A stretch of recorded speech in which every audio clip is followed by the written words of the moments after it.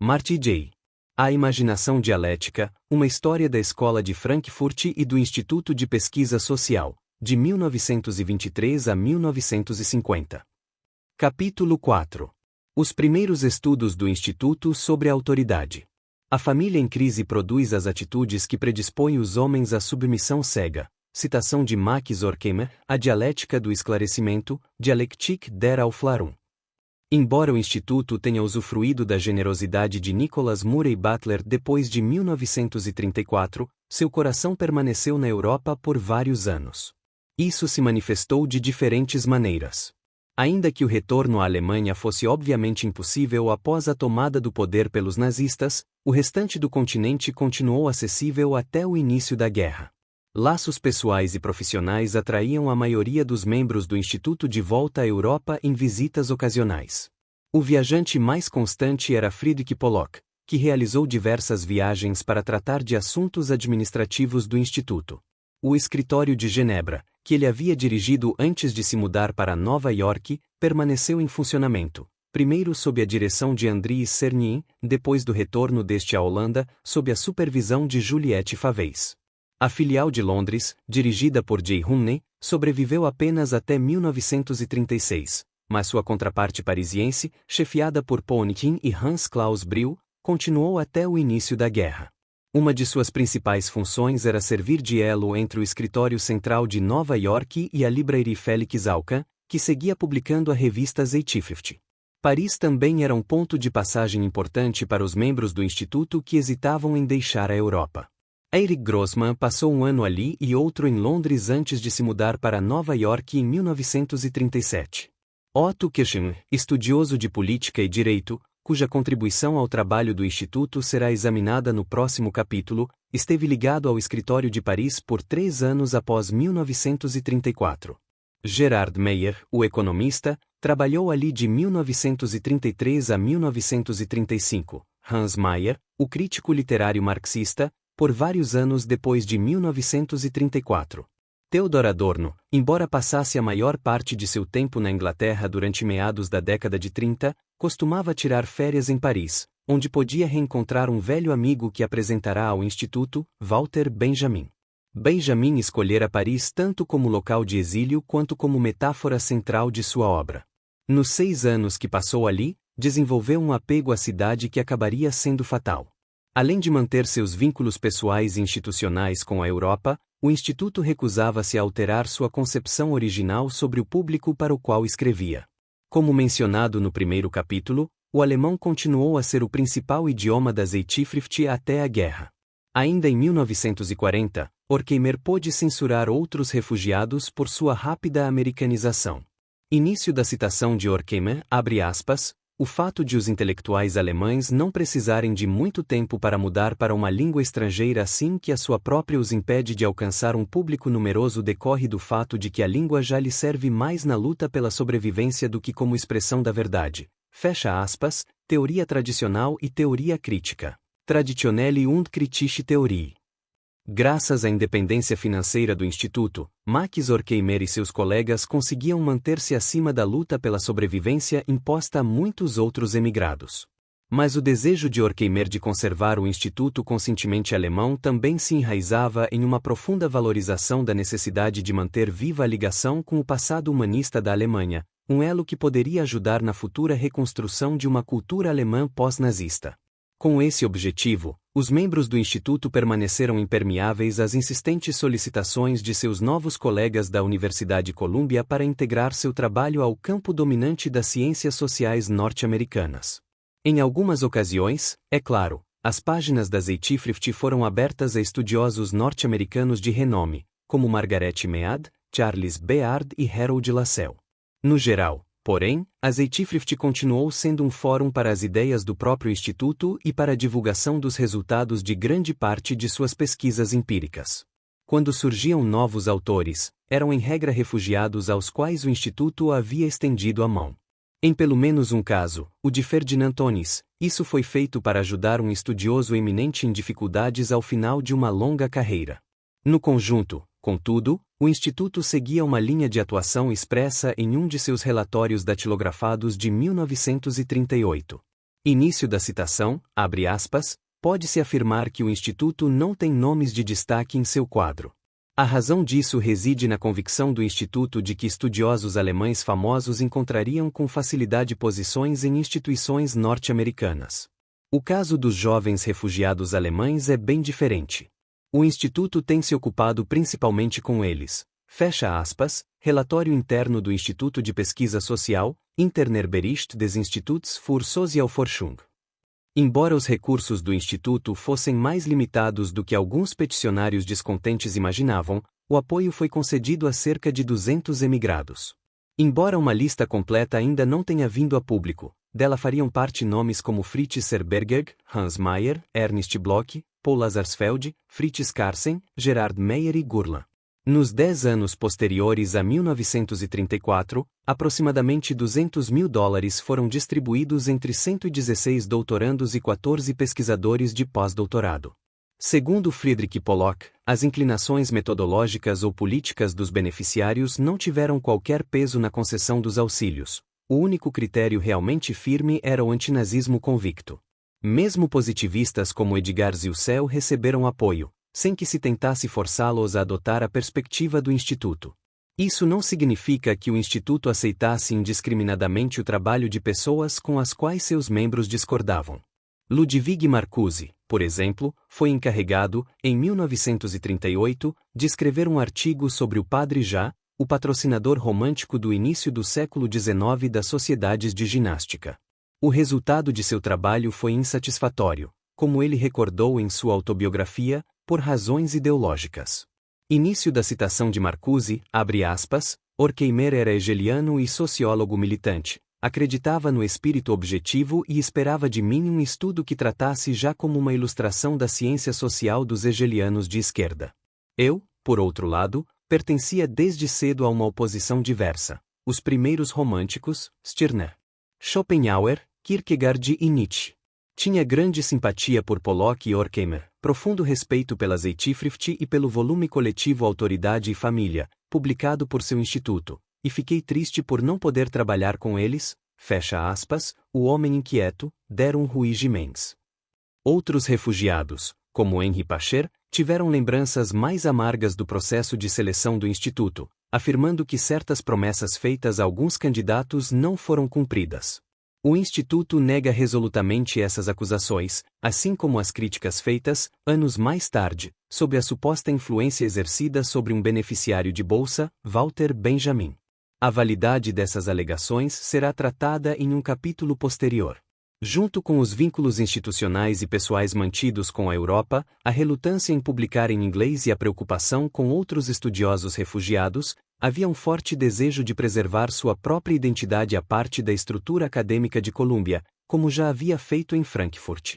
Após 1936, o Instituto passou a oferecer cursos na divisão de extensão e a patrocinar palestras de estudosos europeus, como Harold Lasky, Maurice Ginsberg e Celestin Bougie, abertas à comunidade universitária. Ainda assim, instalado em seu próprio prédio na Rua 111ª, cedido por Columbia, o Instituto pôde desenvolver seu trabalho sem qualquer pressão do departamento com o qual mais naturalmente se associava, o de Sociologia.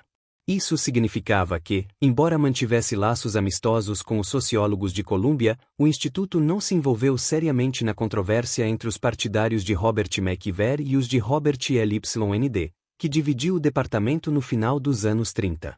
De fato, após a guerra, quando foram apresentadas propostas concretas para integrar o Instituto ao Departamento de Sociologia ou ao recém-criado Bureau de Pesquisas Sociais Aplicadas de Paul Lazarsfeld, elas foram educadamente recusadas. Início da citação de Horkheimer, abre aspas, as instituições científicas daqui exercem uma pressão constante sobre seus membros mais jovens, que em nada se compara à liberdade que sempre reinou em nosso instituto. As pessoas não querem entender que possa existir um grupo de estudiosos trabalhando sob a direção de alguém que não se submete nem aos interesses das grandes empresas nem à publicidade da cultura de massa. Fecha aspas, Cartas do Exílio, Brief aus dem Exil. O mais importante, contudo, é que a orientação europeia do Instituto se manifestava em seu próprio trabalho. Como era de se esperar, a teoria crítica foi aplicada ao problema mais urgente da época, a ascensão do fascismo na Europa. Como observou Pacher, muitos emigrados sem formação ou interesse político anterior foram forçados pelos acontecimentos a estudar o novo totalitarismo. Psicólogos como Ernest Kris analisaram a propaganda nazista, filósofos como Ernest Cassirer e Hannah Arendt investigaram o mito do Estado e as origens do totalitarismo, e romancistas como Thomas Mann escreveram alegorias sobre a desintegração da Alemanha. Nesse contexto, o Instituto estava particularmente bem preparado para dar uma contribuição relevante. Muito antes da imigração forçada, já havia voltado sua atenção para os problemas da autoridade. A teoria crítica havia se desenvolvido, em parte, como resposta ao fracasso do marxismo tradicional em explicar a relutância do proletariado em cumprir seu papel histórico. Uma das razões principais para o interesse inicial de Horkheimer na psicanálise era a ajuda que ela poderia oferecer para compreender o cimento psicológico da sociedade. Assim, quando assumiu a direção do Instituto em 1930, uma das primeiras tarefas que anunciou foi um estudo empírico sobre a mentalidade dos trabalhadores na República de Weimar. Embora nunca tenha sido concluído de forma satisfatória, esse foi o primeiro esforço real de aplicar a teoria crítica a um problema concreto e empiricamente verificável. Erich Fromm foi o diretor do projeto. Nos anos seguintes, Anna Hartog, Ert Herzog, Paul Lazarsfeld e Ernst Chachatel contribuíram para a tentativa de concluí-lo. Aproximadamente 3.000 questionários foram distribuídos entre trabalhadores, perguntando-lhes suas opiniões sobre temas como a educação dos filhos, a racionalização da indústria, a possibilidade de evitar uma nova guerra e o verdadeiro centro de poder no Estado. Adolf Levenstein havia sido o primeiro a usar um questionário interpretativo em 1912, mas o treinamento psicanalítico de Fromm permitiu-lhe desenvolver uma caracterologia mais sofisticada, baseada nos tipos freudianos modificados que elaborara na Zeitschrift. Talvez a principal inovação do estudo tenha sido o modo como o questionário foi conduzido. As respostas eram registradas literalmente pelos entrevistadores e depois analisadas da mesma forma que um psicanalista escuta as associações de um paciente. Certas palavras-chave ou padrões recorrentes de expressão eram interpretados como pistas da realidade psicológica subjacente ao conteúdo manifesto das respostas. Essa técnica, vale notar, diferia profundamente da utilizada no projeto posterior do Instituto, a personalidade autoritária, como será visto no capítulo 7. Fromm, contudo, voltaria a aplicá-la muitos anos depois, na análise de caráter social em uma vila mexicana, estudo conduzido com Michael Macoby no final dos anos 50 e início dos 60. De modo geral, as entrevistas revelaram uma ampla discrepância entre as crenças declaradas e os traços de personalidade. Aproximadamente 10% dos 700 participantes apresentaram o que foi chamado de caráter autoritário, um tipo de estrutura de personalidade que o Instituto passaria a investigar intensamente em seus trabalhos seguintes. Outros 15% mostraram uma disposição psicológica anti-autoritária, portanto, seriam mais propensos a corresponder à retórica revolucionária da esquerda, caso as circunstâncias assim exigissem. A grande maioria, porém, demonstrou forte ambivalência. Como resultado, o Instituto concluiu que a classe trabalhadora alemã seria muito menos resistente a uma tomada de poder pela direita do que sua ideologia militante fazia supor. Apesar da lucidez de suas conclusões, de fato, a classe trabalhadora alemã aceitaria o nazismo sem resistência real. O estudo nunca chegou a ser publicado pelo Instituto. Ainda em 1939, havia planos para publicá-lo sob o título Os Trabalhadores Alemães sob a República de Weimar, mas com a saída de Fromm do Instituto desapareceu também uma das principais razões para sua divulgação. Anos mais tarde, Pollock sugeriu que a obra nunca fora publicada porque muitos questionários haviam se perdido na fuga da Alemanha. Fromm, porém, contestou essa explicação e argumentou que ele e Horkheimer divergiam quanto ao valor do trabalho, uma discordância que de fato contribuiu para o rompimento entre ambos. Parte das conclusões do projeto foi incorporada a estudos posteriores sobre o autoritarismo, como Fuga da Liberdade, e o questionário desenvolvido serviu de base para o projeto seguinte do Instituto, Estudos sobre Autoridade e Família, Studien über Autorität und Familie. Antes de examinar essa obra monumental, fruto dos primeiros 5 anos de Max Horkheimer como diretor, convém esclarecer certos pressupostos teóricos do Instituto sobre o tema da autoridade. Em primeiro lugar, a perspectiva holística e sincrética da teoria crítica impedia o desenvolvimento de uma teoria especificamente política da autoridade. Fazer isso significaria transformar a política em algo separado da totalidade social. Início da citação de Horkheimer, abre aspas, uma definição geral de autoridade seria necessariamente extremamente vazia, como todas as definições conceituais que tentam definir momentos isolados da vida social de modo a abranger toda a história.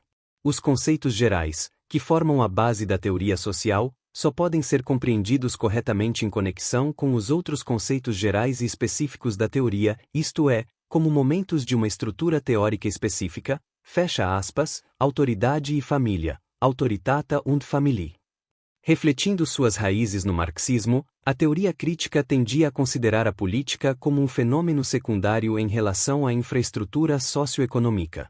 Embora a escola de Frankfurt já tivesse começado a questionar a natureza derivada da cultura, presumida pelos marxistas mecanicistas, foi mais lenta em fazer o mesmo com a política. Mesmo com a entrada de cientistas políticos como Franz Neumann e Otto Kirchheimer no Instituto, houve pouco impulso para o desenvolvimento de uma teoria autônoma da política.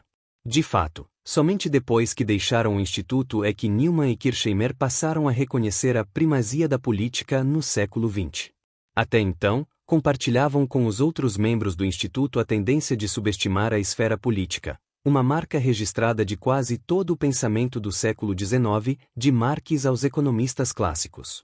Apenas no final dos anos 30, quando Friedrich Pollock desenvolveu a noção de capitalismo de Estado, que enfatizava o papel do controle governamental, o Instituto começou a investigar o componente político na economia política. No conjunto, porém, como escreveria mais tarde Herbert Marcuse, início da citação de Marcuse, abre aspas, se havia uma questão sobre a qual o autor destes ensaios, Negações, e seus amigos não tinham dúvida, era a compreensão de que o Estado fascista era a própria sociedade fascista, e que a violência totalitária e a razão totalitária provinham da estrutura da sociedade existente, que estava em processo de superar seu passado liberal e incorporar sua negação histórica, fecha aspas, Negações. Negations. Como o Instituto via a sociedade como a realidade fundamental, não percebia necessidade de desenvolver uma teoria específica de autoridade ou obrigação política. Quando, de fato, examinava tais teorias, como no caso da análise de Marcuse sobre Carl Schmitt, fazia-o principalmente para revelar seu caráter ideológico. Uma das ironias da lentidão do Instituto em reconhecer a nova primazia da política é que, naquele mesmo período, a ortodoxia da União Soviética havia se deslocado nessa direção, enfatizando o voluntarismo político em vez das condições objetivas. Joseph Stalin, responsável por essa mudança teórica, apenas ratificava a realidade da prática soviética. A teoria crítica possuía, entretanto, uma teoria implícita de autoridade política, enraizada em suas próprias premissas filosóficas. Como discutido no capítulo 2, a noção hegeliana de identidade entre sujeito e objeto, particular e universal, essência e aparência desempenhava um papel central na formação da teoria crítica. A razão, princípio orientador do pensamento do Instituto, significava essencialmente a síntese desses opostos, a reconciliação dos antagonismos sociais e também políticos. Nos escritos de Marcuse, a teoria da identidade desempenhava papel mais destacado do que em Horkheimer. Theodor Adorno, situado na extremidade oposta do espectro, permanecia, contudo, dentro de uma moldura hegeliana baseada na reconciliação utópica das contradições. Traduzido em termos políticos, isso correspondia à noção clássica de liberdade positiva, combinando o fim da alienação política com a obediência a leis racionais de validade universal. Início da citação de Horkheimer, abre aspas, o Estado democrático deveria ser como a ideia da polis grega sem escravos, fecha aspas, eclipse da razão, zur Kritik der instrumentellen Vernunft. Assim, a ideia alternativa de liberdade negativa, mais frequentemente associada a teóricos cristãos e liberais, era anátema para o Instituto. A liberdade, como argumentou Erich Fromm em Fuga da Liberdade, significava liberdade para, e não apenas liberdade de. E, nas palavras de Marcuse, início da citação de Marcuse, abre aspas, sabemos que a liberdade é um conceito eminentemente político. A verdadeira liberdade para a existência individual, e não apenas no sentido liberal, é possível somente em uma polis especificamente estruturada, uma sociedade organizada nacionalmente, fecha aspas, razão e revolução, reason and revolution.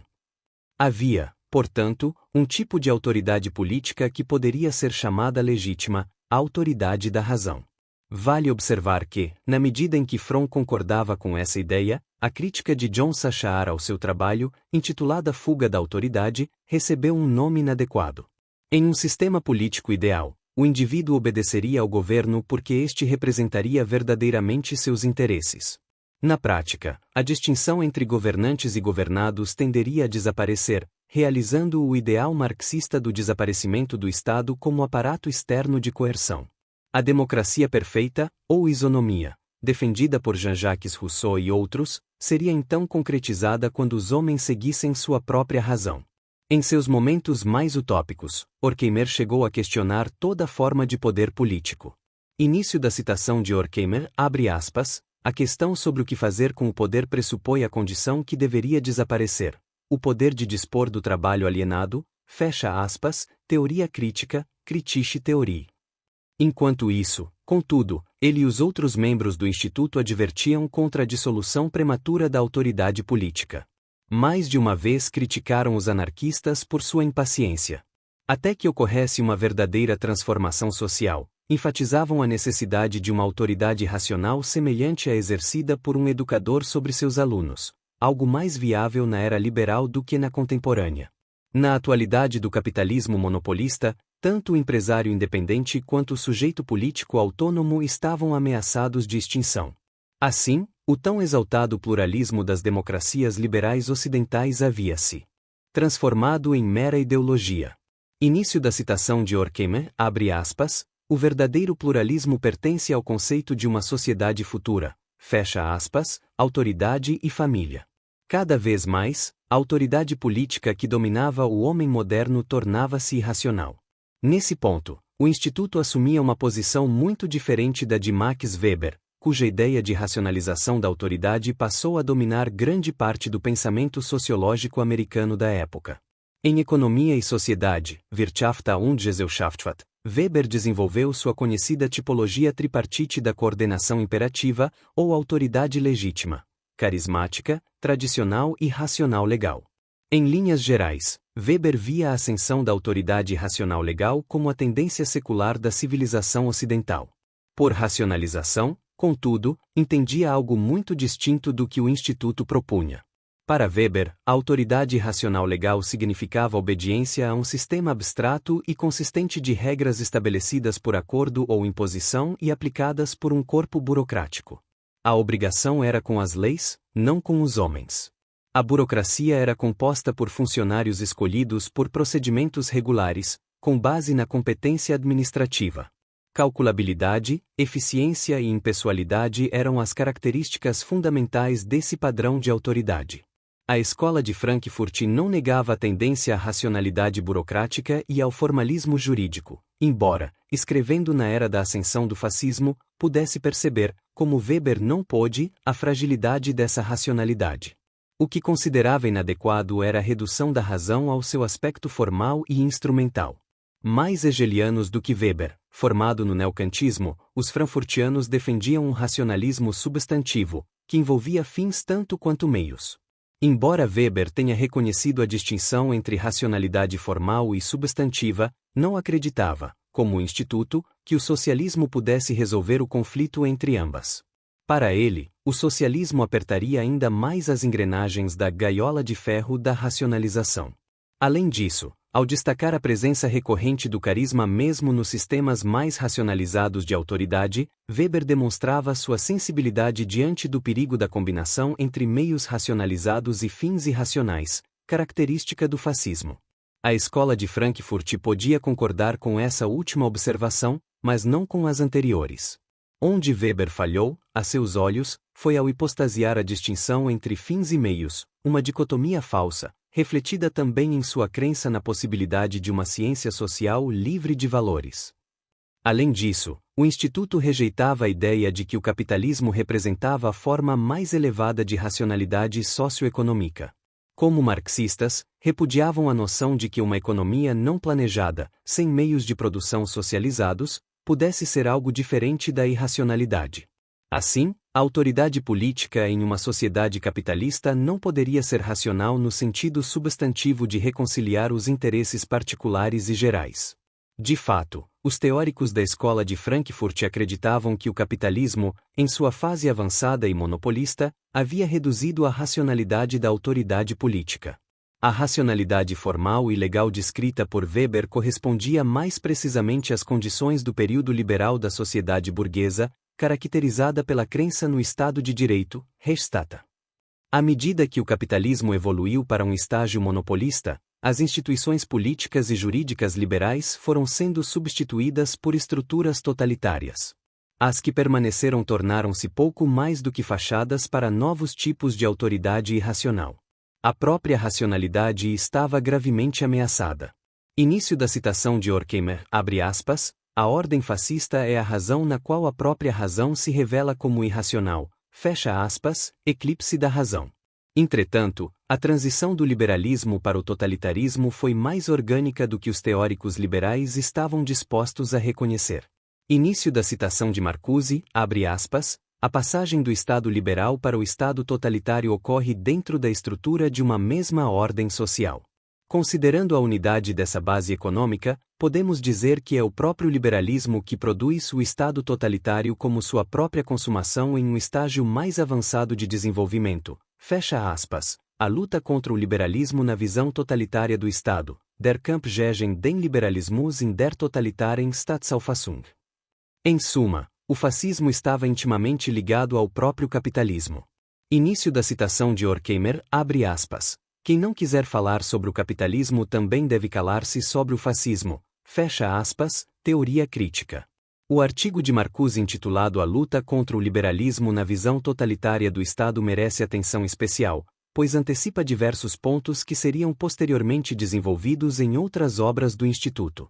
O ensaio é um modelo de pensamento dialético, tratando o totalitarismo tanto como reação quanto como continuação de certas tendências do liberalismo. Segundo Herbert Marcuse, a visão de mundo totalitária teve origem como resposta à racionalização regimentadora da vida e à intelectualização estéril do pensamento no século XIX. A anemia da existência burguesa foi contrabalançada por uma ideologia de vitalismo heróico. A aridez da filosofia do século XIX, tanto materialista quanto idealista, produziu sua correção na filosofia da vida, Lebensphilosophie. Mas, no século XX, as percepções válidas de Wilhelm Dilthey e Friedrich Nietzsche degeneraram em um irracionalismo vazio, cuja função, como frequentemente observava Max Horkheimer, era justificar a ordem existente. Do mesmo modo, argumentou Marcuse, o antigo liberalismo, ao enfatizar a interioridade e reduzir a liberdade à sua dimensão negativa, levou ao surgimento de uma reação universalista, na qual a totalidade, na Alemanha, o Volk, foi colocada acima do indivíduo. Assim, a fachada de uma sociedade sem classes, a ideológica comunidade popular, Volksgemeinschaft, foi erguida sobre o alicerce da contínua dominação de classe pelos capitalistas. Outra consequência foi a apoteose totalitária da natureza. Marcuse observou que a economia liberal sempre se baseara na ideia de leis naturais. Início da citação de Marcuse, abre aspas, aqui, no centro do sistema liberal, a sociedade é interpretada por meio de sua redução à natureza em sua função harmonizadora, como justificação evasiva de uma ordem social contraditória, fecha aspas, a luta contra o liberalismo na visão totalitária do Estado, der Kampf gegen den Liberalismus in der totalitären Staatsauffassung. O que era novo no totalitarismo era a combinação de naturalismo e irracionalismo. A natureza havia sido elevada, no pensamento Volksche, a um status mítico. O povo tornará-se a realidade natural central. Natureza, com toda a sua brutalidade, incompreensibilidade, fora transformada no grande antagonista da história, absolutizando as irracionalidades da ordem existente e produzindo uma ética de autossacrifício e negação ascética, característica do chamado realismo heróico. Para justificar essa condição perversa, a teoria totalitária, como demonstrava o trabalho de Carl Schmitt, só podia oferecer uma solução. Início da citação de Marcuse, abre aspas, há um estado de coisas que, por sua própria existência e presença, está isento de qualquer justificação, isto é, um estado de coisas existencial, ontológico, justificação pela simples existência, fecha aspas, a luta contra o liberalismo na visão totalitária do Estado. Marcuse demonstrou, assim, o quanto havia avançado desde que ingressara no Instituto, em 1932. Argumentou que a filosofia de Martin Heidegger antes de ser e tempo representava o avanço mais extremo da filosofia na tentativa de recuperar o sujeito concreto negado pelo racionalismo abstrato, de René Descartes a Edmund Husserl. O que se seguiu, contudo, foi uma regressão. A antropologia abstrata substituiu a história concreta, para justificar a ideologia naturalista do realismo heróico. Marcuse citou, então, o infame discurso inaugural pró-nazista de Heidegger, Autoafirmação da Universidade Alemã, de 1933, para demonstrar até que ponto o existencialismo havia se aliado ao naturalismo irracional, glorificando a terra e o sangue como forças autênticas da história. A vertente mais abertamente política do existencialismo, representada por Schmitt, era ainda mais sombria. Ao reduzir a política a relações existenciais livres de normas éticas, Schmitt e seus seguidores levaram a noção de soberania ao extremo. Início da citação de Schmitt, abre aspas. Soberano é aquele que decide sobre o estado de exceção, fecha aspas, teologia política, politische Theologie. Assim, a soberania fundamentava-se no direito de decidir, poder concedido ao Estado. O indivíduo, antes resgatado pela filosofia da vida, tornava-se agora submisso ao Estado. Início da citação de Marcuse, abre aspas, com a realização do Estado totalitário, o existencialismo abole a si mesmo, ou melhor, sofre sua própria abolição, fecha aspas, a luta contra o liberalismo na visão totalitária do Estado. Havia, no entanto, uma pequena compensação nesse processo. Início da citação de Marcuse, abre aspas, ao politizar conscientemente o conceito de existência e ao desprivatizar e desinternalizar a concepção liberal e idealista do homem, a visão totalitária do Estado representa um progresso que conduz além da base do Estado totalitário, impulsionando a teoria além da ordem social que ela afirma, fecha aspas. A luta contra o liberalismo na visão totalitária do Estado. Ainda assim, Marcuse advertiu que a reconciliação ideológica dos interesses no Estado Volksche não deveria ser confundida com a verdadeira reconciliação prometida por Karl Marx. Início da citação de Horkheimer, abre aspas, a estatização fascista, Verstaatlichung, é o oposto da socialização marxista, Vergesellschaftlichung, fecha aspas, teoria crítica, Kritische Theorie. Marcuse também argumentou, antecipando sua análise mais ampla em Razão e Revolução, que o nazismo e Georg Wilhelm Friedrich Hegel eram fundamentalmente incompatíveis, apesar da crença popular no contrário. O idealismo crítico e o existencialismo, na verdade, eram polos opostos.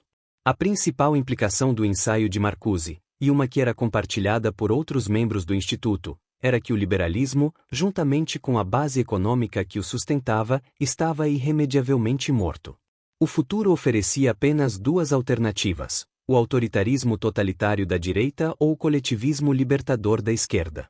A possibilidade de uma terceira via, o que Marcuse mais tarde chamaria de sociedade unidimensional, era algo que o Instituto só vislumbraria de maneira difusa nos anos anteriores à guerra.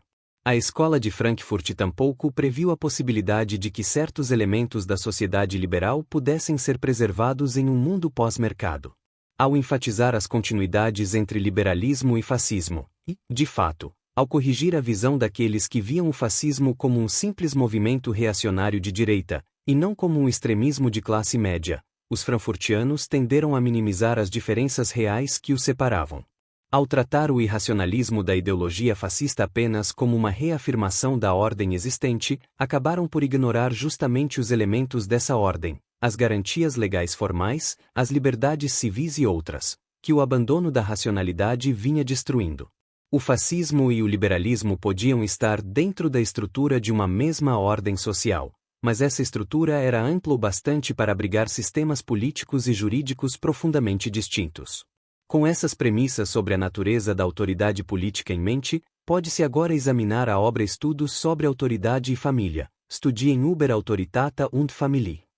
Embora, Como deixou claro Horkheimer em sua introdução, o problema da autoridade e da família não estivesse no centro de uma teoria da sociedade, ele merecia estudo aprofundado devido ao papel crucial da família como instância mediadora entre a infraestrutura material e a superestrutura ideológica.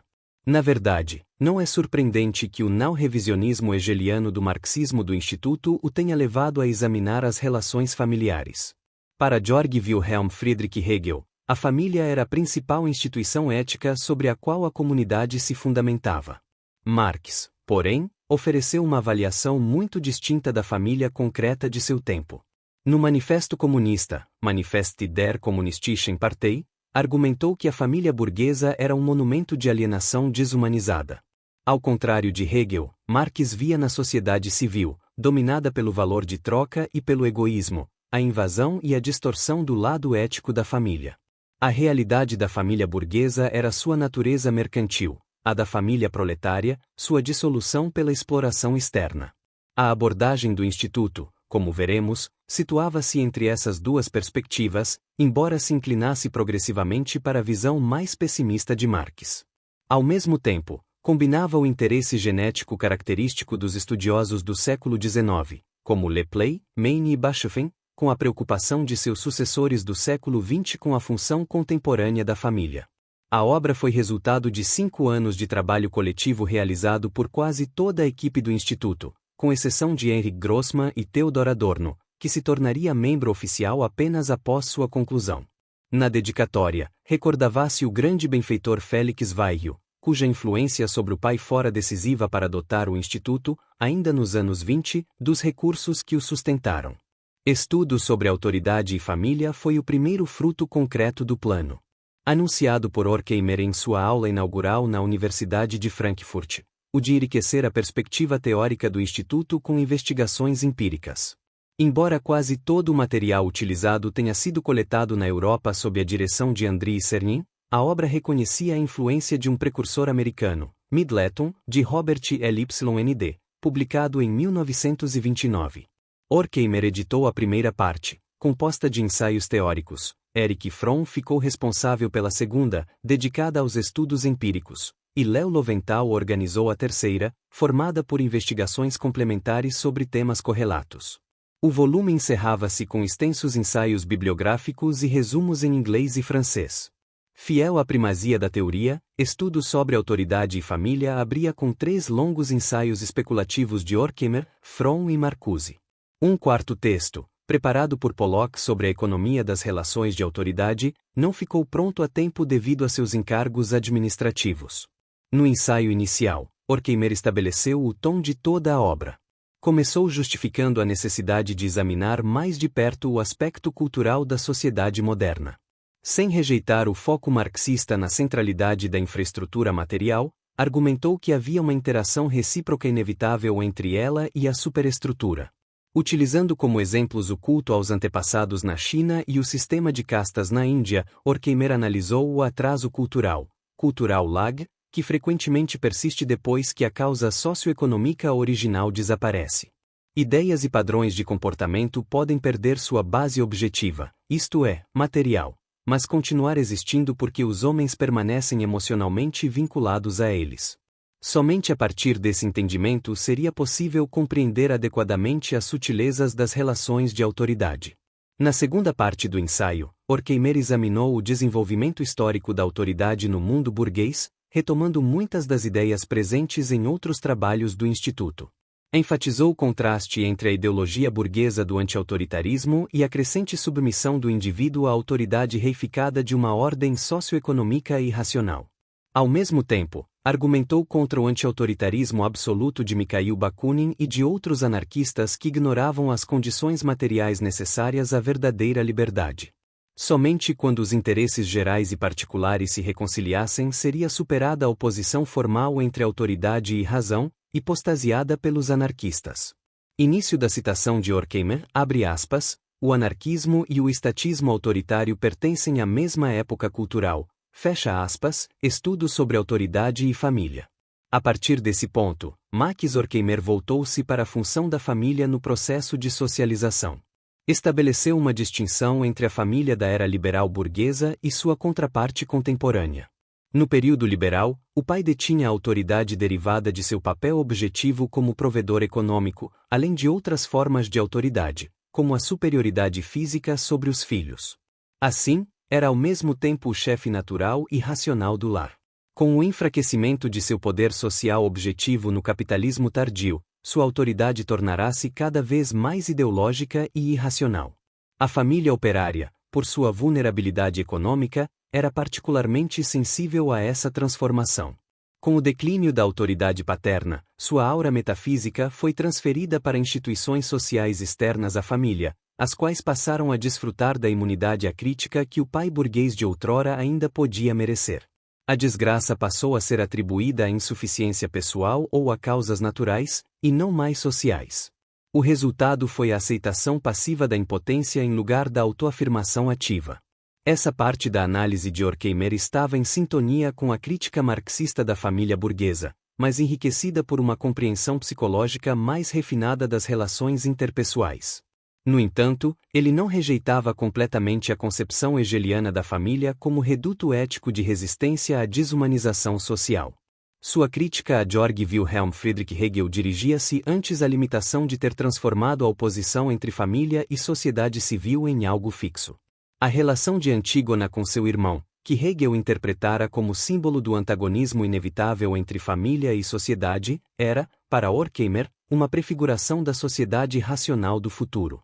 Ainda assim, ele concordava com a observação de Karl Marx de que o impulso negativo, crítico, presente na vida familiar e no amor conjugal havia sido profundamente corroído na sociedade burguesa, muito mais do que Hegel percebera. No século XX, essa tendência tornará-se ainda mais intensa. Citando os dramas de August Strindberg e Henrik Ibsen, Horkheimer argumentou que a emancipação feminina, nas condições da sociedade burguesa, revelou-se menos libertadora do que se esperava. As mulheres, em muitos casos, adaptaram-se ao sistema e transformaram-se em força conservadora por sua dependência econômica total dos maridos. De fato, as crianças aprendiam a obediência à ordem vigente ainda no colo materno, apesar do potencial de um princípio alternativo de socialização, o da ética materna tradicional de afeto, acolhimento e amor. Em suma, Horkheimer reconheceu uma relação dialética entre família e sociedade, simultaneamente reforçadora e contraditória, mas observou que o elemento negativo estava em declínio. O ensaio terminava, portanto, em tom pessimista. Início da citação de Horkheimer, abre aspas, a formação de caracteres autoritários não pertence a aparências transitórias, mas a uma condição relativamente duradoura.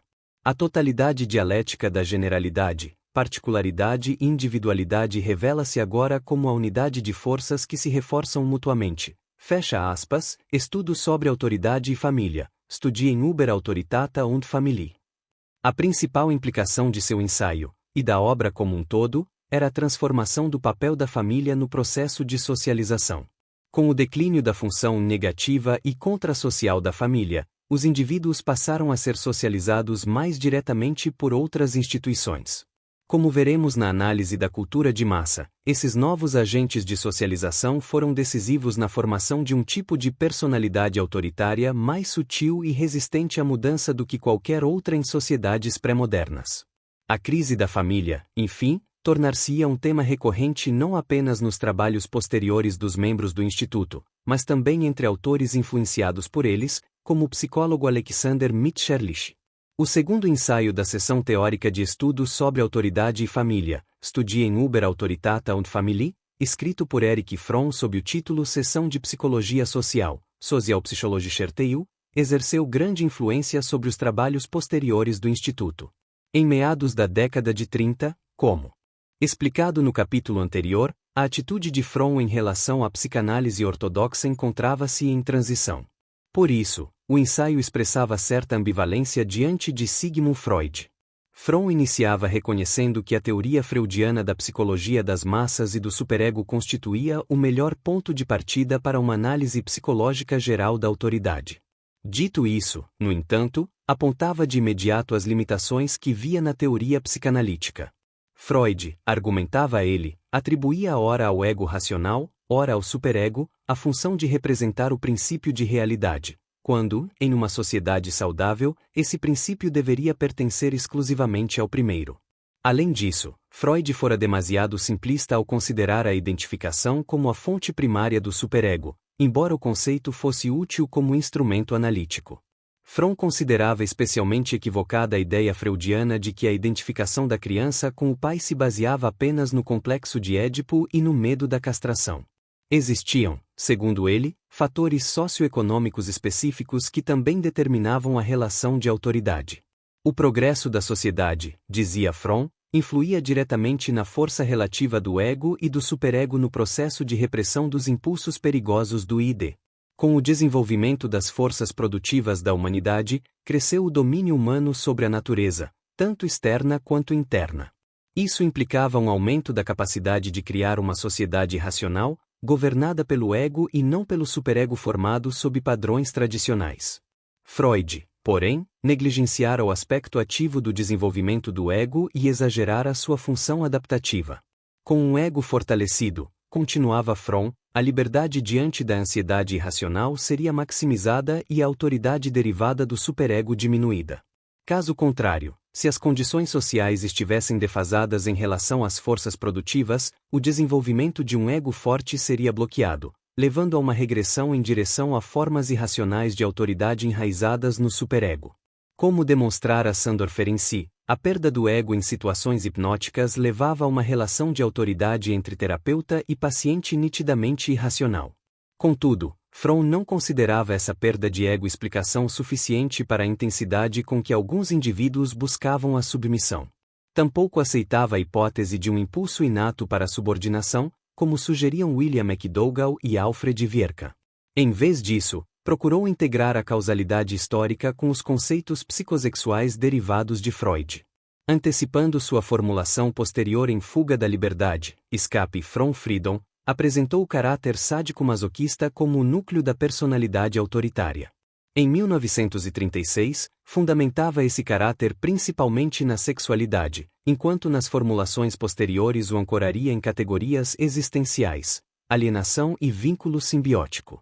Concordando com Freud em que sadismo e masoquismo formam um mesmo padrão de caráter, Fromm acrescentava que as sociedades autoritárias, baseadas em hierarquia e dependência, favoreciam o surgimento desse tipo. O masoquismo manifestava-se, nessas sociedades, na aceitação passiva do destino, da força dos fatos, do dever ou da vontade de Deus. As delícias da inferioridade, embora difíceis de explicar inteiramente, derivavam negativamente da libertação da ansiedade individual e positivamente do sentimento de participação no poder. Essas tendências estavam também ligadas ao enfraquecimento da sexualidade genital heterossexual e à regressão a estágios pré-genitais, especialmente ao estágio anal. A identificação homossexual com figuras de poder, mais espiritual do que corporal, era outro traço típico do autoritarismo sádico-masoquista, especialmente pronunciado em culturas patriarcais, nas quais os homens, considerados naturalmente superiores às mulheres, tornavam-se objetos do amor masoquista. Fromm concluiu o ensaio analisando as formas de reação contra a autoridade. Distinguiu entre rebeliões, que apenas substituem uma autoridade irracional por outra sem modificar o caráter subjacente, e revoluções, que implicam uma verdadeira transformação de personalidade. Estas últimas, reconhecia ele, eram muito mais raras, pois exigiam um ego suficientemente forte para resistir ao apelo da autoridade irracional. Nas sociedades racionais e democráticas, os líderes que emergiam baseavam sua autoridade na competência, na experiência e na imparcialidade, não em uma superioridade metafísica ou inata. Assim, nem todos os impulsos anti-autoritários eram legítimos. As rebeliões eram falsas libertações, nas quais o indivíduo, ao parecer rejeitar toda autoridade, buscava inconscientemente uma nova figura irracional para amar e obedecer. O anarquista ressentido e o autoritário rígido, portanto, não estavam tão distantes quanto pareciam. Essa afinidade explicava a súbita conversão de alguns libertários em devotos da autoridade. A contribuição de Fromm à seção teórica de estudos sobre autoridade e família tinha um tom otimista, apoiando a possibilidade de reconciliação entre um ego individual forte, uma sexualidade genital madura e uma sociedade racional e democrática. Contudo, como visto no capítulo anterior, sua permanência nessa posição e sua tendência a diminuir a importância da sexualidade acabariam por afastá-lo dos demais membros do Instituto. Horkheimer e Theodor Adorno, como veremos, passaram a questionar o próprio ego racional dominador da natureza, que Erich Fromm considerava essencial. Herbert Marcuse, por sua vez, rejeitaria mais tarde a ideia de genitalidade heterossexual como padrão de saúde psíquica compatível com a boa sociedade. Nos anos 30, entretanto, todos os membros do Instituto aceitavam, com poucas reservas, as linhas gerais da utopia psicossocial de Fromm. Marcuse, que se tornaria seu crítico mais contundente nos anos 50, ainda não era, à época, um estudioso profundo de Sigmund Freud. O ensaio que contribuiu para a seção teórica foi, antes, uma história intelectual das teorias da autoridade. Tanto esse texto quanto o ensaio bibliográfico que escreveu para o volume revelavam não apenas seu desinteresse pela psicologia, mas também sua distância em relação ao trabalho empírico do Instituto baseado em categorias psicológicas. Em sua seção histórico-intelectual, Geistesgeschichtlicher Teil, Marcuse retomava muitos pontos já desenvolvidos em artigos da Zeitschrift für Sozialforschung. Começava enfatizando a conexão intrínseca entre liberdade e autoridade, uma relação que os teóricos burgueses frequentemente ignoravam. Estes, afirmava ele, haviam formulado o conceito de liberdade negativa, expresso de modo exemplar em Immanuel Kant, que significava a separação entre o eu interior e o mundo exterior. Assim, a autonomia interna era preservada ao custo da heteronomia externa. As pretensões anti-autoritárias da teoria burguesa mascaravam a legitimação metafísica da ordem social vigente, e, sob o capitalismo, essa ordem permanecia fundamentalmente irracional. Nos breves esboços históricos que se seguiam, Marcuse delineava as formas clássicas da liberdade negativa, tal como apareciam no pensamento da Reforma e em Kant. Faltavam, no entanto, teóricos intermediários como Thomas Hobbes, John Locke, David Hume e Jean-Jacques Rousseau, raramente abordados nas discussões do Instituto sobre o pensamento burguês. Em vez disso, dedicava sessões a autores que contestaram o liberalismo, a esquerda e a direita: Georg Wilhelm Friedrich Hegel, Edmund Burke, Luigi Bonald, Joseph de Maistre, Friedrich Julius Stahl e Karl Marx.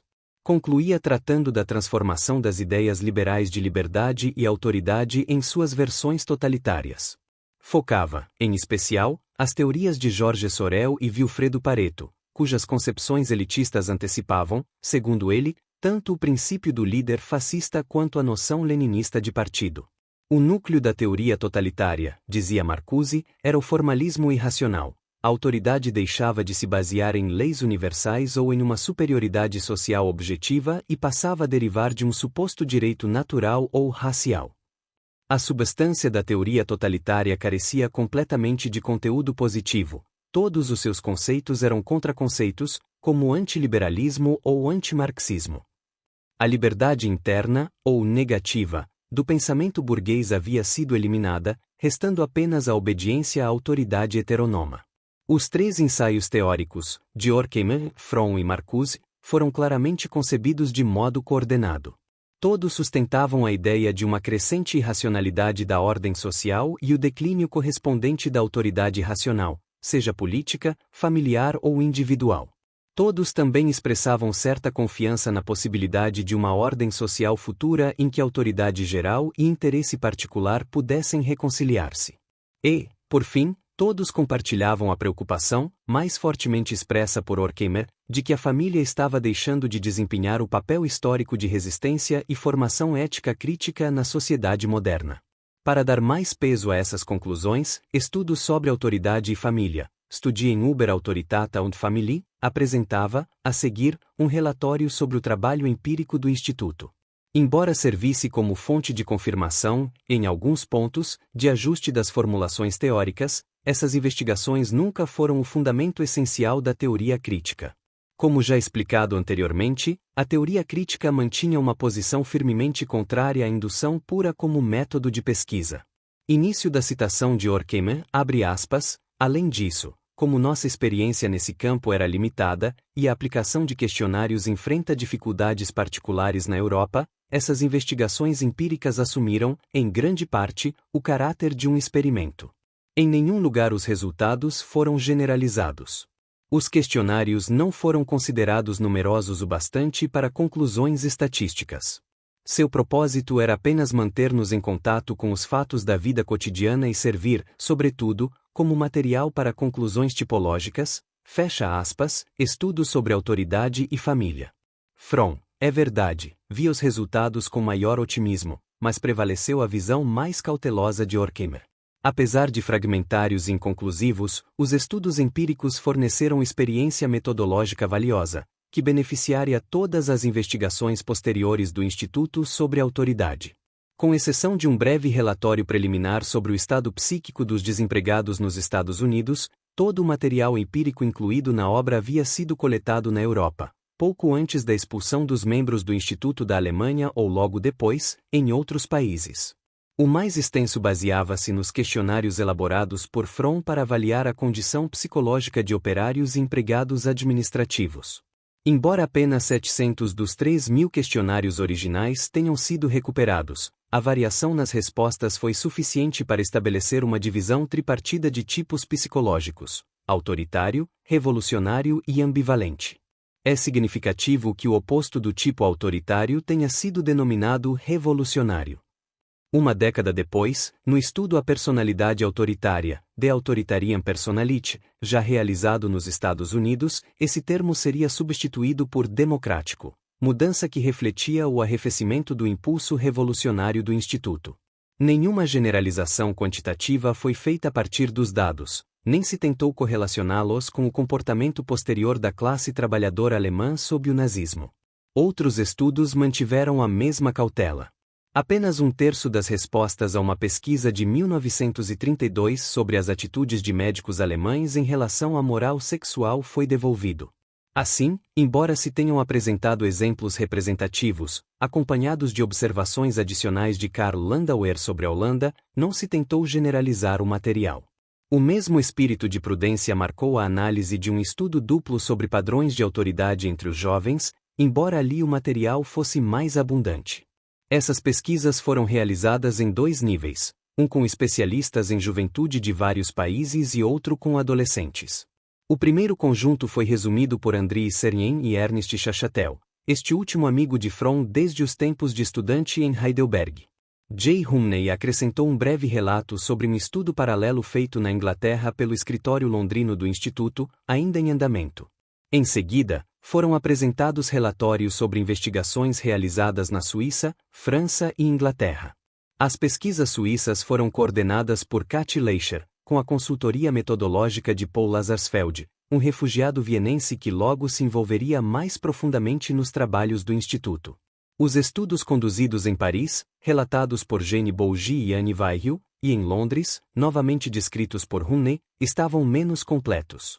As contribuições finais da seção empírica incluíam relatórios preliminares sobre os efeitos do desemprego na França e nos Estados Unidos, antecipando o estudo posterior de Miha Komorowski. Do próprio projeto sobre o autoritarismo entre os trabalhadores, Fromm extraiu algumas conclusões metodológicas. A primeira foi a necessidade de tratar o conjunto das respostas, e não respostas isoladas, como base para a análise. O objetivo era identificar os tipos de caráter subjacentes, revelados apenas pelo exame integral do material e pela comparação entre diferentes casos. Isso, porém, exigia algo além da generalização indutiva. Início da citação de Fromm, abre aspas, por mais que a formação de tipo seja influenciada e deva ser continuamente diferenciada pelo material da investigação, esses tipos não podem ser obtidos exclusivamente pela classificação. Eles pressupõem uma teoria psicológica desenvolvida, fecha aspas, estudos sobre autoridade e família. O tipo sádico-masoquista que Fromm havia descrito anteriormente era o resultado de tal estrutura teórica. Correlacionar as respostas dos questionários com um modelo teórico exigia habilidade interpretativa, mas, se feito com rigor, não levava a distorções. Outras evidências auxiliares, como a grafologia, tentada por Chachatel, com resultados mistos, também podiam ser utilizadas. Uma vez estabelecidas as correlações entre certas respostas específicas e os tipos de caráter, estas podiam ser relacionadas a outros dados, como classe social ou crença religiosa. O ponto central, porém, era que toda operação empírica deveria estar ancorada em uma teoria global, e, para Fromm, a mais fecunda era precisamente a teoria crítica. De fato, como Chachatel viria a argumentar em um artigo posterior nas 1850 für Sozialforschung, os testes de personalidade americanos eram inadequados justamente por se basearem em métodos antiteóricos. Além dessas conclusões gerais, houve também algumas mais específicas, mas é evidente que o trabalho empírico do Instituto ainda estava em estágio relativamente inicial, se comparado às pesquisas posteriores que fariam uso bem mais sofisticado de análise de conteúdo e testes projetivos. A terceira seção da obra, editada por Léo Loventhal, reunia 16 estudos, muitos deles de extensão monográfica. Por limitações de espaço, o volume ultrapassava 900 páginas. Diversos trabalhos foram apresentados apenas em forma de resumo. Vários tratavam especificamente dos efeitos econômicos sobre a família, tema pouco desenvolvido na parte teórica, enquanto outros abordavam questões jurídicas envolvendo relações familiares em diferentes países. Chama a atenção, porém, a ausência de qualquer estudo sobre o antissemitismo e sua relação com o autoritarismo, lacuna que refletia a tendência geral do Instituto de minimizar, à época, a questão judaica. Friedrich Pollock, questionado posteriormente sobre isso, respondeu, início da citação, abre aspas, não queríamos divulgar esse aspecto, fecha aspas. Essa omissão também se relacionava à relutância do Instituto em destacar a origem predominantemente judaica de seus membros. Seja qual for a razão, a negligência não durou. Em 1939, Horkheimer publicou o ensaio Os Judeus e a Europa, Das Juden und Europa, um de seus textos mais sombrios, e o Instituto começou a planejar um grande estudo sobre o antissemitismo. Embora nunca concluído conforme o projeto original, esse plano serviria de base para os estudos sobre o preconceito, Stades em Prejudice, realizados em parte pelo Instituto nos anos 40, vários dos quais se dedicaram precisamente ao problema do antissemitismo. O objetivo que Horkheimer e Pollock haviam proposto a Hermann Weill, quando o persuadiram a financiar o Instituto ainda nos anos 20, só seria plenamente alcançado 2 décadas depois, muito após o primeiro esforço coletivo do Instituto para compreender o autoritarismo. Mas, sem a experiência metodológica e conceitual adquirida nesse trabalho inicial, é improvável que as pesquisas posteriores, sobre o autoritarismo, o preconceito e a cultura de massa, tivessem seguido o mesmo caminho. Embora estudos sobre autoridade e família, Studien über Autorität und Familie, tenha representado um elo importante no desenvolvimento interno do Instituto, seu impacto externo foi ambíguo. Em grande parte por ter sido publicado em alemão, o meio acadêmico norte-americano demorou a assimilar seus resultados e sua metodologia. Essa recepção lenta foi agravada pela crítica extremamente hostil publicada na revista Social Research, da New School for Social Research, assinada por Hans Seyer. O caráter marxista da obra despertou a antipatia da New School, e seu entusiasmo por Freud irritou ainda mais. Max Wertheimer, fundador da psicologia da Gestalt, era então a principal figura da psicologia na instituição, de 1934 até sua morte em 1943, e manifestava profundo desprezo pela psicanálise, posição refletida na resenha de Seyer. Como mencionado anteriormente, a tentativa de integração entre Marx e Freud ainda era motivo de escárnio na década de 30, e não apenas na New School. A recepção de estudos sobre autoridade e família, portanto, foi fria e em parte hostil. Apesar disso, o interesse do Instituto pela questão do autoritarismo não diminuiu após a conclusão da obra. Pelo contrário, à medida que crescia a ameaça nazista, intensificava-se também o esforço do Instituto para compreendê-la. Os resultados alcançados foram suficientemente ricos para merecer uma análise à parte, que será tratada no capítulo seguinte. Antes, porém, era necessário esclarecer o amplo alcance das investigações do Instituto sobre o tema do autoritarismo.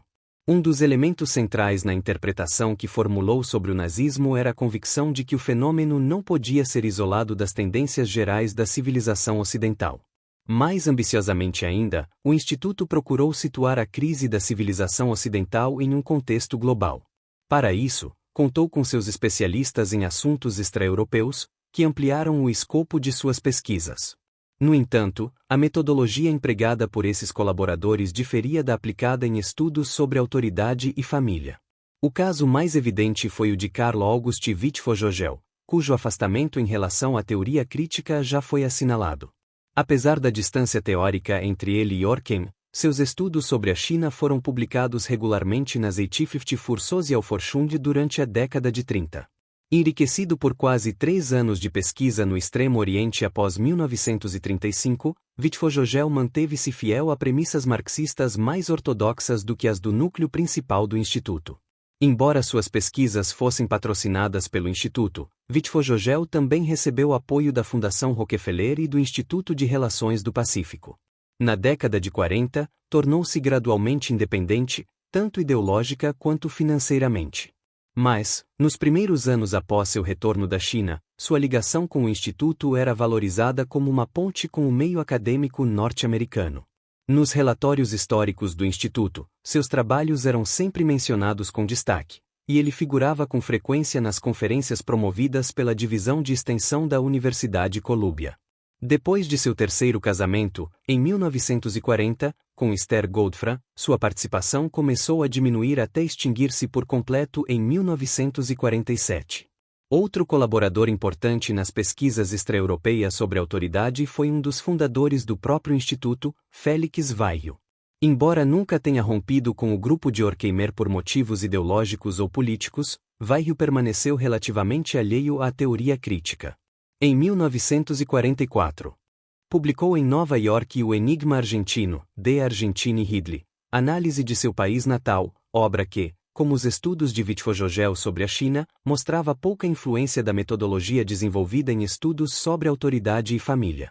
O primeiro estudo americano a refletir nitidamente essa metodologia foi O Homem Desempregado e Sua Família, The Unemployed Man and His Family, de Miha Komárowski, publicado em 1940. O livro resultou de uma pesquisa realizada em Newark entre 1935 e 1936, em colaboração com o Centro de Pesquisas da Universidade de Newark, dirigido por Paul Lazarsfeld. Lazarsfeld, que receberá apoio do Instituto para patrocinar o projeto, escreveu a introdução e auxiliou na elaboração das classificações tipológicas, que já havia delineado em artigos da Z50. O projeto empregou métodos qualitativos, e não quantitativos, para investigar os efeitos da Grande Depressão sobre a vida familiar. O estudo analisou o impacto do desemprego em 59 famílias indicadas pela Administração de Socorro de Emergência. Vários membros de cada família foram entrevistados em série, a fim de detectar mudanças nas relações internas. Em linhas gerais, os resultados confirmavam a tese de estudos sobre autoridade e família sobre o declínio da autoridade familiar contemporânea. As conclusões também apontavam para o aumento da atomização do indivíduo na sociedade de massa. Início da citação de Miha Komárowski, abre aspas, o homem desempregado e sua esposa não têm vida social fora da família. O grau de isolamento social da família é verdadeiramente impressionante, fecha aspas, o homem desempregado e sua família, The Unemployed Man and His Family. Ainda assim, a autora via essas mudanças de modo menos pessimista do que os principais membros do Instituto viriam depois. Início da citação de Komárowski, abre aspas, mesmo um enfraquecimento parcial da autoridade parental dentro da família, como efeito da depressão, pode aumentar a disposição das novas gerações para aceitar a mudança social, fecha aspas, o homem desempregado e sua família. Com o passar dos anos, e à medida que se consolidava em solo americano, o Instituto chegaria à conclusão oposta. A desintegração da autoridade familiar tenderia a reforçar as formas sutis de submissão e conformismo. De um modo ou de outro, a crise das relações familiares, mais tarde popularizada como o conflito de gerações, se tornaria tema recorrente de estudo acadêmico e de debate público. Nesse ponto, como em tantos outros, a Escola de Frankfurt antecipou questões que décadas depois ganhariam enorme relevância intelectual e social. Antes de examinar os estudos empíricos da década de 40 que sustentariam o crescente pessimismo do Instituto, tema do capítulo seguinte, é preciso mencionar outras abordagens sobre a questão da autoridade desenvolvidas pelo próprio Instituto, de caráter menos empírico. Entre elas destacam-se as análises de fenômenos culturais realizadas por Adorno, Walter Benjamin e Lowenthal, publicadas nas 80 für Sozialforschung durante os anos 30. Dos três, o método de Lowenthal era o mais próximo do empregado em estudos sobre autoridade e família, em parte porque ele próprio participará de sua elaboração, enquanto Benjamin e Adorno não. Embora ecos das conclusões do Studien possam ser percebidos em alguns textos de ambos, como na análise de Adorno sobre Wagner, as teorias estéticas que orientavam seus trabalhos eram suficientemente singulares para merecer estudo próprio, o que será feito em um capítulo posterior. Lowenthal, por sua vez, partia de uma sociologia da literatura mais direta e sistemática, o que lhe permitia identificar, nas obras literárias, traços dos padrões de autoridade que o Instituto havia explorado em seus estudos. Entre 1928 e 1931, Leo Lowenthal desenvolveu uma extensa pesquisa sobre a literatura narrativa alemã do século XIX, intitulada Arte Narrativa e Sociedade. A problemática social na literatura alemã do século XIX, Narrative Art and Society, Die Sozialproblematik in der German Literatur of den 19. Century. Inspirou-se, em parte, nas reflexões de Levin Schukin sobre a sociologia do gosto, nas críticas de Georg Brandes, sobretudo, em A Teoria do Romance, Die Theorie des Romans, de Georg Lukács. O estudo incluía ensaios sobre Johann Wolfgang von Goethe, os românticos, o grupo jovem Alemanha, especialmente Karl Gutzkow, Eduard Murik, Gustav Freytag, Friedrich Sielagen, Konrad Ferdinand Meyer e Gottfried Keller. As análises combinavam leitura detalhada dos textos com investigações sobre as influências psicológicas e sociais que moldaram os autores. Sem recorrer a reducionismos, Lowenthal buscava situar cada obra em seu contexto histórico. Assim, por exemplo, interpretou os escritores do movimento jovem Alemanha como os primeiros representantes conscientes da classe burguesa, que lutavam pelo equivalente intelectual do Zollverein, a união aduaneira alemã que simbolizava a liberdade de concorrência. Em oposição ao romantismo precedente, seus romances apresentavam personagens plenamente integrados ao mundo, tendência que se intensificaria entre os realistas de meados do século e alcançaria seu ponto culminante em Dívida e Crédito, Soll und Haben, de Freytag, descrito por Lowenthal como o livro mais antirromântico e antimetafísico do século XIX. Lowenthal, no entanto, considerava o trabalho inacabado, sobrecarregado por suas novas funções como editor da Zeitschrift für Sozialforschung, não conseguiu publicá-lo integralmente. Alguns trechos, contudo, foram posteriormente incluídos em coletâneas. O ensaio de abertura, dedicado à metodologia empregada, foi publicado no primeiro número da revista. Nele, Lowenthal delineava as tarefas fundamentais de uma sociologia da literatura. Ao fazê-lo, procurava situar-se entre dois extremos, a crítica literária dos marxistas ortodoxos, como Franz Mehring, e a vertente idealista recentemente representada pelo New Criticism. O crítico, afirmava ele, não deveria reduzir a arte a um simples reflexo das tendências sociais, mas tampouco poderia isolá-la como fenômeno extrasocial. A arte era, necessariamente, um espelho indireto da sociedade. Tratar uma obra como se fosse autônoma e independente do contexto histórico seria compreendê-la poeticamente, e não criticamente. Por outro lado, a análise histórica devia ser enriquecida pelo método compreensivo, Verstehen, de Wilhelm Dilthey, mas reinterpretado sob uma perspectiva materialista que situasse o artista em seu meio socioeconômico. Ao mesmo tempo, uma crítica literária válida precisava considerar a psicologia do artista como fator mediador entre a sociedade e a obra acabada. Nesse ponto, a psicanálise, apesar de seu estágio ainda incipiente, podia oferecer contribuições relevantes. Para demonstrar sua abordagem, Lowenthal analisou autores como Honoré de Balzac, Émile Zola, Stendhal e Gutzkow, explorando a relação entre forma literária, motivos recorrentes e conteúdo temático. Encerrava o artigo sugerindo uma nova área de investigação para a crítica materialista, o estudo dos efeitos sociais das obras literárias. Seu argumento geral era claro: a sociologia da literatura devia integrar-se a uma teoria crítica da totalidade social.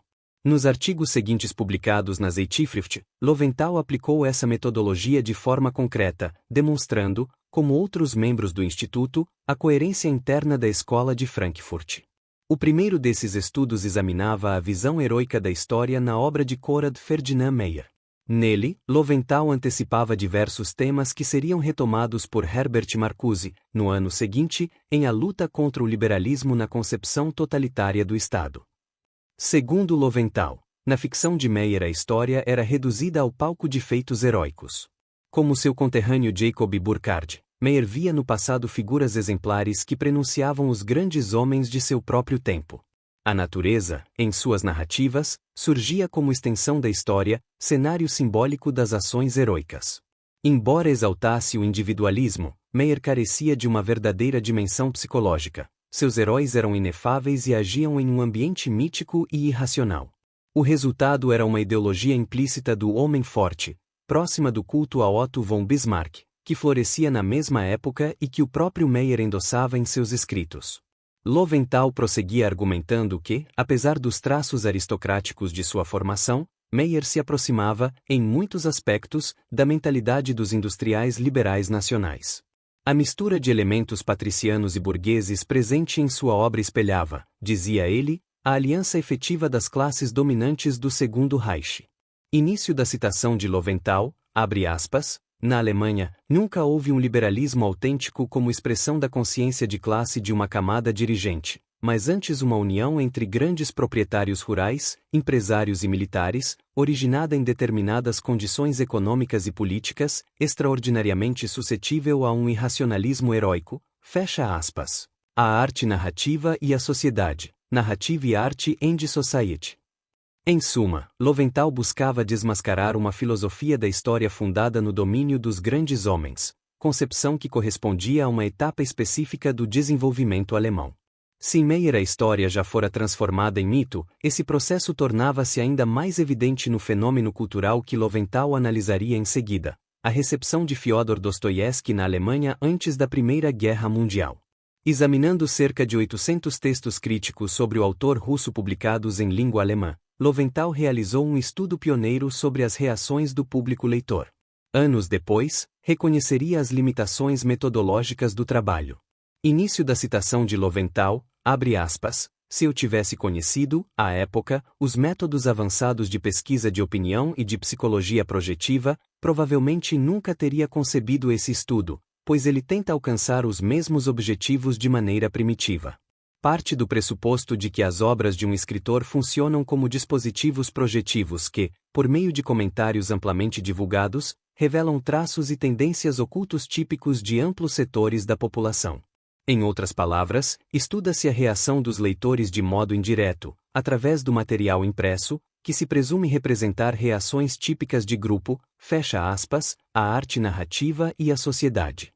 Por mais rudimentar que fosse o método, os resultados da pesquisa de Lowenthal confirmavam, em linhas gerais, a análise do Instituto sobre o autoritarismo. Enquanto o público de Meyer era composto sobretudo por membros da classe média moderadamente próspera, os leitores de Dostoiévski pertenciam majoritariamente à pequena burguesia empobrecida. Esse grupo social, o mais confuso e amedrontado da Alemanha, encontrava nas obras do escritor russo um consolo emocional que explicava, em grande parte, sua popularidade. Além disso, a mitificação da vida pessoal de Dostoiévski contribuía para a aceitação generalizada do sofrimento como algo nobre e inevitável. Teóricos nacionalistas como Arthur Moeller van den Broek eram especialmente atraídos pela reconciliação espiritual proposta em suas obras, pela superação nacionalista do conflito de classes e pela ideologia do amor universal. O próprio Dostoiévski reforçava essa leitura ao não acreditar na possibilidade de felicidade terrena, manifestando também forte hostilidade ao radicalismo político e social. O amor e a compaixão que propunha em substituição à ação política lembravam, segundo Lowenthal, a deturpação nacionalista da teoria do matriarcado, conduzindo novamente à passividade e à dependência. Ao contrário de Meyer, porém, Dostoiévski oferecia uma exposição sensível da realidade psicológica interior. Paradoxalmente, esse foi um dos principais motivos de seu sucesso na Alemanha do período que marcou a transição entre a ascensão e o declínio da burguesia. Tal como era lido na Alemanha pré-guerra, o conceito de Innerlichkeit, interioridade, substituía a interação social como foco central da vida cultural. O fascínio pelas mentes perturbadas e criminosas retratadas por Dostoiévski expressava um interesse autêntico pela alienação, mas distorcido ideologicamente por ignorar as causas sociais dessa condição. De modo geral, argumentava Lowenthal, a enorme popularidade de Dostoiévski entre certos setores da população alemã revelava uma crescente fuga da realidade e uma aceitação cada vez maior da autoridade irracional. Não era surpreendente, portanto, que, depois da guerra, Dostoiévski fosse associado a Søren Kierkegaard como um profeta da resignação social. Lowenthal, contudo, reconhecia exceções à ideologia predominante na literatura do final do período burguês. Alguns escritores conseguiam romper com o véu de reconciliação ilusória que a cultura burguesa oferecia e expor a realidade menos agradável subjacente. Um desses autores foi o tema de seu estudo seguinte nas 1854 Sozialforschung, Henrik Ibsen. Para Lowenthal, Ibsen era ao mesmo tempo um verdadeiro liberal e um dos críticos mais vigorosos da era liberal tardia. Embora não escrevesse dramas sociais no sentido estrito, explorava com agudeza o declínio do liberalismo justamente onde ele parecia mais sólido, na vida privada e na estrutura familiar. Ao retratar de forma tão vívida a promessa frustrada de realização individual em uma época de competição destrutiva, Ibsen desmontava o mito liberal da felicidade pessoal. Início da citação de Lowenthal, abre aspas, a competição revela-se não apenas como uma luta por sucesso social e econômico entre indivíduos, é também uma luta interior, na qual o sujeito precisa mutilar aspectos de sua própria personalidade para alcançar suas ambições. Fecha aspas, Henrik Ibsen e a crise do liberalismo, 1854 Sozialforschung. Além disso, ao mostrar a decadência da família, Ibsen expunha a penetração social da esfera privada por meio da especialização de papéis. Início da citação de Lowenthal, abre aspas, a posição de marido, esposa, amigo, pai ou mãe aparece como uma forma de existência em conflito com as prerrogativas do próprio indivíduo e também com as dos demais membros da família. Fecha aspas, Henrik Ibsen e a crise do liberalismo, 1854 Sozialforschung.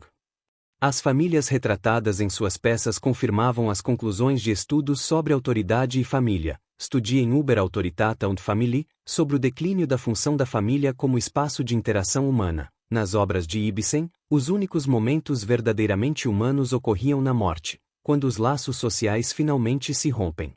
No lugar do otimismo que marcará a arte burguesa anterior, seus dramas irradiavam desespero e desilusão. Para Lowenthal, Ibsen não oferecia saída alguma. Início da citação, abre aspas, dois temas paralelos percorrem toda a sua obra. O primeiro mostra a tentativa de viver de acordo com os valores sociais estabelecidos, apenas para encontrar a derrota. O segundo mostra a derrota daqueles que rejeitam esses valores e nada têm para colocar em seu lugar. Fecha aspas, Henrik Ibsen e a crise do liberalismo. A única exceção, admitia Lowenthal, podia ser encontrada nas personagens femininas de Ibsen. Nelas, percebia ecos da alternativa matriarcal discutida por Fromm nas 1850. Início da citação, abre aspas, o conflito entre o mundo egoísta dos homens e o amor e a humanidade representados pelas mulheres é central nos dramas de Ibsen, fecha aspas, Henrik Ibsen e a crise do liberalismo. O egocentrismo feminino descrito por Ibsen expressava, segundo Lowenthal, uma reivindicação legítima por felicidade material, em contraste com o idealismo vazio de muitos de seus personagens masculinos. No entanto, a própria realidade feminina do fim do século XIX, que suas peças também revelavam, traía os princípios que suas protagonistas defendiam. Sua negação do mundo vigente permanecia sem consequências práticas. O mesmo, acrescentava Lowenthal, poderia ser dito de outro símbolo recorrente na literatura do final do século XIX e início do século XX, a natureza como alternativa superior à sociedade. Em um de seus ensaios mais perspicazes, ele analisou a distorção dessa imagem nos romances do norueguês Knut Hamsun. Em 1934, quando Lowenthal afirmou pela primeira vez que os romances de Hamsun representavam apenas uma falsa negação da ordem vigente, encontrou ceticismo entre seus colegas do Instituto. Obras como Fome, Pan e O Crescimento do Solo eram geralmente vistas como protestos autênticos contra a alienação da vida moderna. Poucos anos depois, porém, quando Hamsun se uniu aos colaboradores de Vidkun Quisling na Noruega, a análise de Lowenthal mostrou-se profética. Esse episódio foi um dos raros casos em que uma hipótese teórica do Instituto recebeu confirmação empírica tão direta. Segundo Lowenthal, a antecipação do autoritarismo de Hamsun estava evidente no modo como este tratava a natureza. Mais tarde, Horkheimer e Adorno também propunham uma reconciliação entre homem e natureza, mas em um sentido completamente diferente do de Hamsun. Na obra do romancista norueguês, a natureza havia perdido seu caráter crítico e progressista, tão presente em Jean-Jacques Rousseau, para tornar-se símbolo de submissão. Em vez de reconciliar o homem com a natureza, Hamsun o fazia render-se ao seu poder e mistério. O ideal liberal de dominar a natureza, que Horkheimer e Adorno ainda discutiriam em Dialética do Esclarecimento, Dialectique der Aufklärung, era abandonado em favor da capitulação passiva. Início da citação de Lowenthal, abre aspas. Para Ansum, a natureza significa paz, mas uma paz que perdeu a espontaneidade e o desejo de conhecer e dominar. É uma paz fundada na submissão a qualquer poder arbitrário, um panteísmo que oferece refúgio no imutável e no onipresente. A natureza torna-se o consolo do que não pode mudar, fecha aspas, Knut Ansum e o autoritarismo naturalista, Zeitschrift für Sozialforschung. O orgulho kantiano na autonomia humana era substituído pela aceitação da brutalidade natural. Na obra de Ansum, sentimentalismo e crueldade conviviam de modo semelhante ao que se encontrava no nazismo. Hermann Göring, lembrava Lowenthal, fora o chefe da Sociedade Alemã de Proteção aos Animais. Os ritmos eternos e repetitivos da natureza substituíam a possibilidade de ação humana, fenômeno que o Instituto mais tarde denominaria mimesis. Início da citação de Lowenthal, abre aspas, o equivalente social da lei do ritmo natural é uma disciplina cega, fecha aspas, Knut Ansum e o autoritarismo naturalista. Em tudo isso, concluía Lowenthal, havia abundantes indícios do tipo de caráter sádico-masoquista descrito por Fromm em estudos sobre autoridade e família. Outras manifestações do autoritarismo em Ansum incluíam a exaltação de heróis, a glorificação do camponês e da vida tradicional, bem como a redução da mulher à sua função sexual e reprodutiva. Todos esses elementos, convém notar, também estavam presentes na literatura nacionalista alemã, Volks, junto com o desprezo pela vida urbana e o anti-intelectualismo radical que marcavam a obra de Ansum. Já em Fome, Sult, de 1890, Ansum revelava a vulgarização da filosofia da vida, Lebensphilosophie, exatamente aquela deturpação a qual Horkheimer tantas vezes se referira em seus textos na Zeitschrift für Sozialforschung. O que começara como uma forma de protesto se transformará, em suas mãos, em uma defesa explícita da ordem existente. Assim como ocorrerá com a recepção de Dostoiévski na Alemanha, a mensagem final das obras de Ansum era a do consolo na desgraça, mas um consolo que, nas palavras de Lowenthal, se volta contra os consolados, obrigando-os a aceitar a vida como ela é, e isso significa aceitar as relações existentes de dominação e subordinação, de mando e obediência. Knut Ansum e o autoritarismo naturalista. Em Ansum, o esgotamento do liberalismo europeu chegava ao limite, e a capitulação ao totalitarismo tornava-se evidente. Na parte final de seu ensaio, suprimida na versão publicada em Literatura e a Imagem do Homem, Literature and the Image of Man, Lowenthal analisava a recepção da obra de Ansum na Europa após a Primeira Guerra Mundial. Antes de 1918, Ansum ainda era criticado por sua resignação, tanto por comentaristas socialistas quanto por alguns burgueses mais lúcidos. Depois disso, porém, foi universalmente celebrado. A revista Die Neue Zeit e até mesmo a Bíblia nazista de Alfred Rosenberg, O Mito do Século XX, Der Mythos des XX Jahrhunderts, exaltavam suas virtudes, prova, segundo Lowenthal, da crescente paralisia e conformismo das atitudes autoritárias. Como já observado, a principal preocupação do Instituto na década de 30 era revelar, analisar e combater a ameaça fascista. Embora esse esforço estivesse inserido no contexto mais amplo de suas investigações sobre o autoritarismo, o foco concentrava-se na forma alemã do fenômeno, vivida diretamente por seus membros. O fascismo italiano, por sua vez, foi quase ignorado tanto na Zeitschrift quanto em estudos sobre autoridade e família. Ocorriam apenas menções ocasionais, como as resenhas de Paolo Trevi sobre livros italianos publicados em Milão. Nenhum acadêmico italiano exilado chegou a escrever para as publicações do Instituto, fato que evidencia a falta de comunicação entre as comunidades de refugiados alemães e italianos. A prioridade do Instituto era clara: compreender o nazismo como a manifestação mais profunda e ameaçadora do colapso da civilização ocidental. A riqueza e a variedade de suas análises sobre o tema justificam um exame próprio, que constitui o conteúdo do capítulo seguinte. Marty J. A Imaginação Dialética, uma história da Escola de Frankfurt e do Instituto de Pesquisa Social, de 1923 a 1950. Capítulo 4. Os primeiros estudos do Instituto sobre a autoridade.